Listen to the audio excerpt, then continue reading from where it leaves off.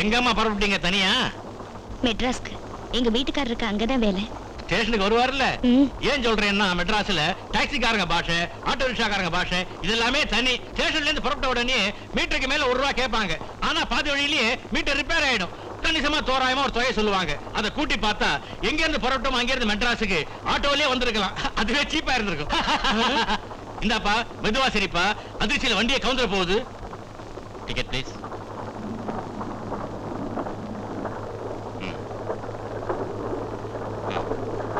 இந்த பாருங்க, ராத்திரியில பயணம் செய்றீங்க, ஜாக்கிரதையா இருங்க. அதுவும் பெண்கள் ரொம்ப ஜாக்கிரதையா இருக்கணும். அவசியம்னா சங்கிலியை பிடிச்சிடுங்க, பயப்படாம சங்கிலி எழுங்க. சங்கிலி எழுங்க சங்கிலி எழுங்கன்னு சொல்றானே, எந்த சங்கிலி எழுக்க சொல்றான்? இவனே தூங்குற திருடன் எழுப்பி கழுத்துல இருக்கிற சங்கிலி எழுக்க சொல்றானா? ஏங்க உங்க பையனுக்கு பேச வராதா? ஆமாங்க, இவன் ஊமை. இப்படி ஒரு பையனை கொடுத்துட்டு கடவுள் இவன் ஊமையாக்கிட்டாரு. வாயில்லாம படைச்ச கடவுள் வயிறு இல்லாம 2 பேரும் படிச்சிருந்தாருன்னா ரொம்ப சௌரியமா இருந்திருக்கும். கொஞ்சம் இருமா. அன்புள்ளம் கொண்டவர்களுக்கு நான் ஒரு காக்கா வலிப்பு வியாதிஸ்தன். எங்காவது நினைவு தவறி நான் மயங்கி விழுந்தால் சேர்க்க வேண்டிய விலாசம். ஏங்க உங்களுக்கு இப்படி ஒரு வியாதி இருக்கே, நீங்க ரயில்ல பயணம் செய்யும் போது திடீர்னு வலிப்பு வந்துடுச்சுன்னா என்ன செய்வீங்க? அதுக்கு தான் இந்த தகட்டையே மாட்டி வச்சிருக்கிறேன். அப்படி வலிப்பு வந்துருச்சுன்னா இந்த விலாசத்துல என்ன கொண்டு போய் சேர்த்துருவாங்க.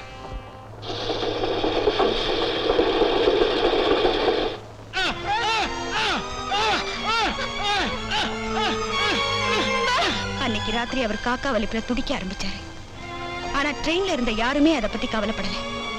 கொஞ்ச நேரத்துல ஸ்டேஷன் வந்துருச்சு. அவரோட விலாசத்துல இருக்கும்படி கம்பார்ட்மெண்ட்ல உள்ள எல்லார்கிட்டையும் கெஞ்சினேன். யாருமே அதை பத்தி பொருட்படுத்தாம போயிட்டாங்க. அவரை பத்திரமா கொண்டு போய் சேர்க்க வேண்டிய பொறுப்பு என்னுடையதாயிடுச்சு.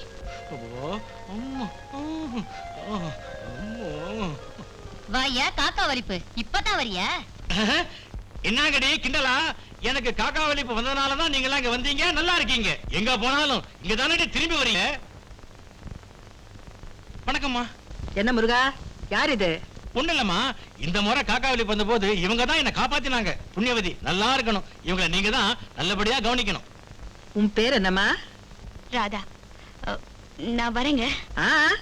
முருகனுக்கு எவ்வளவு பெரிய உதவி செஞ்சிருக்க. வந்த உடனே போலாமா? கொஞ்சம் காசு சாப்பிட்டுட்டு போ. காமாட்சி, மீனாட்சி வாங்க. என்ன ஆண்டி? ராதாவை கூட்டிட்டு போய் காஃபி கொடுங்க. வாங்க. பரவாயில்லம்மா.